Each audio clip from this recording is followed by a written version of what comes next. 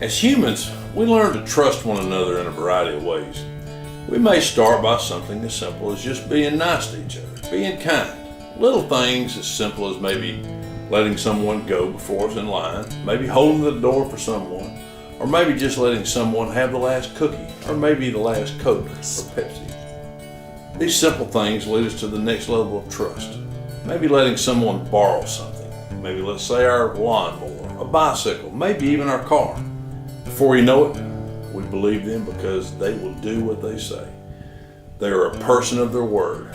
We find them honest and we begin to trust them without question or hesitation with our children, our family, our homes, and some of us even our lives.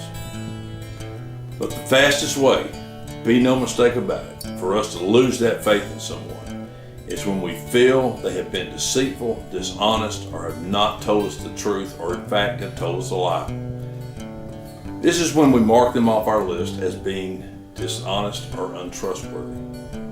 And it's really hard for us to understand, and it's hard for us to comprehend when someone lies to make a story sound better, when it would be a perfectly fine story, as it was, or when it would be easier to tell the truth altogether.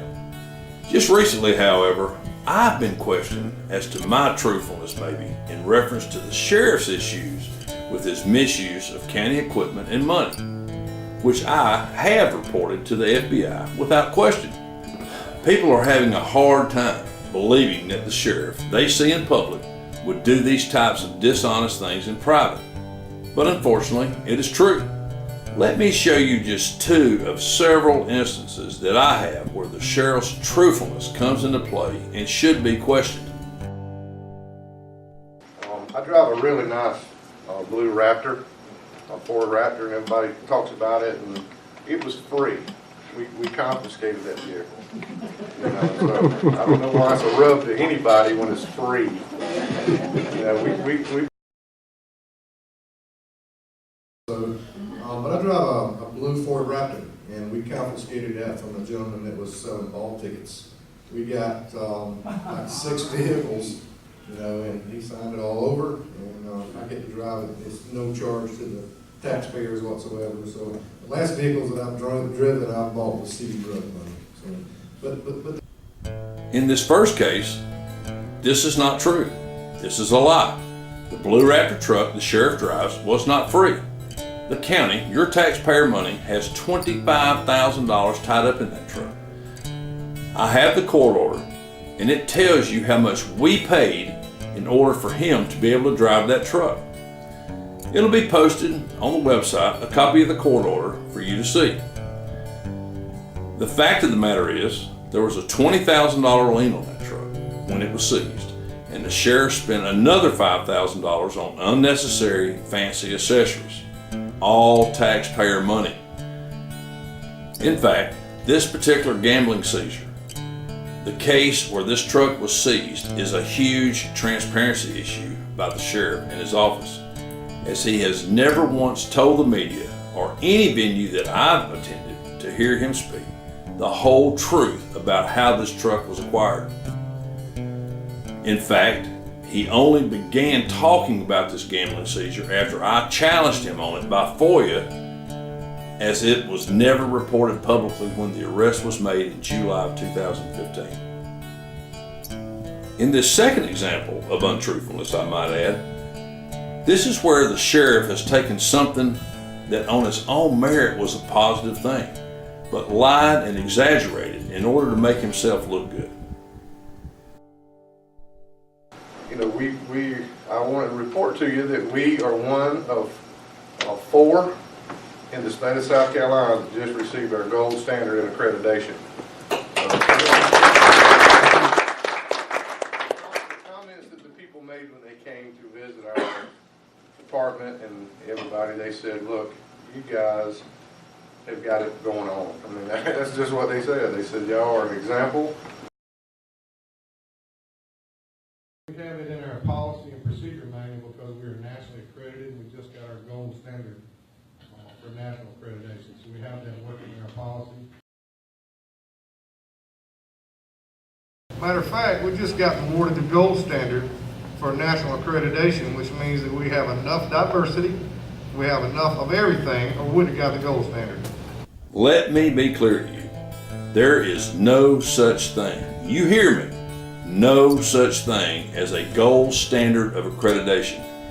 That is something the sheriff has fabricated. It is not true.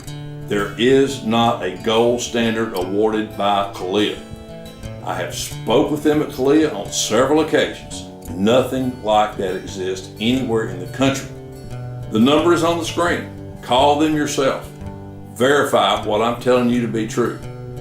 This is totally made up by the sheriff, and he couldn't leave it alone at that.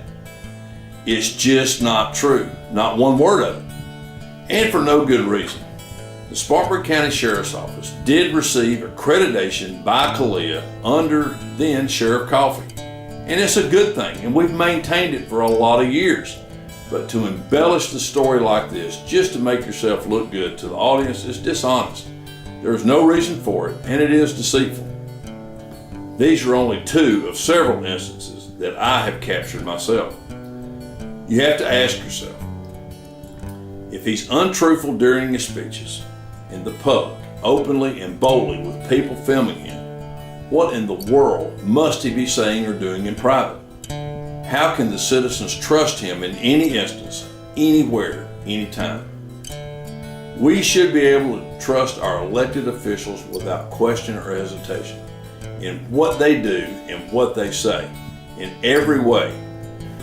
We have entrusted them with their office by giving them our vote and empowering them to act in our best interest and on our behalf at all times, in all instances, in all circumstances. We do not need a leader, the chief law enforcement officer of our county, the example to over 450 men and women who follow him, who is dishonest, deceitful, and untrustworthy. You will never, not one time, ever hear me lie. Absolutely no reason for it. Nor will I exaggerate the truth. You can be sure of honesty from me always. I will be transparent with you and at all times, including, especially with your taxpayers' money and the job I'm responsible for doing for you. And the very last thing you will ever hear about me, ever, will be that someone has turned me into the FBI for being untruthful or dishonest with my words, and certainly not with the county's money or assets. Seizure money is taxpayer money. From the minute it is seized, it belongs to the taxpayer and needs to be and must be accounted for. It is without question time for a change at the Spartanburg County Sheriff's Office. It is time to rebuild the trust that office needs with the community. It is time for change in leadership at the department in our county. Thank you for following my campaign, and I need your support and your vote on November the 8th.